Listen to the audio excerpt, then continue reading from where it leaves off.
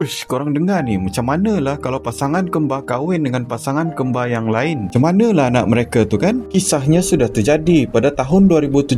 Brittany dan Brianna Dean bertemu dengan Josh dan Jeremy Celius. Mula-mula kenal macam biasa je, tapi lama-lama jadi serius. Brittany couple dengan Josh, Brianna pula couple dengan Jeremy. Couple punya couple, lepas tahun dua-dua pasangan terus kahwin. Kedua pun pasangan kembar kan? Semua dibuat dengan serentak. Dari lamaran sama, tarik kahwin yang sama, pakaian pengantin pun sama. Pasangan kembar ni apa-apa pun kena buat sama-sama. Lepas kahwin, lagi padu. Mereka tinggal dalam satu rumah bersama juga. Tak lama lepas tu, Brittany dan Brianna hamil anak pertama. Due date mereka pun berdekatan juga. Bila je sampai masa melahirkan, kedua-dua dapat anak lelaki. Seorang dinamakan Jet dan seorang lagi dinamakan Jax. Yang buat orang ternganga, Jet dan Jax nampak macam anak kembar. Secara keluarga, mereka ni sepupu. Tapi dari sudut sains genetik, mereka ni dikatakan adik-beradik. Kalau buat ujian DNA pun, keputusan dia akan menunjukkan genetik hampir sama macam anak kembar yang sebenar. Ni bukan drama, ni real life. Kembar jumpa kembar, kahwin kembar, anak pun hampir jadi kembar.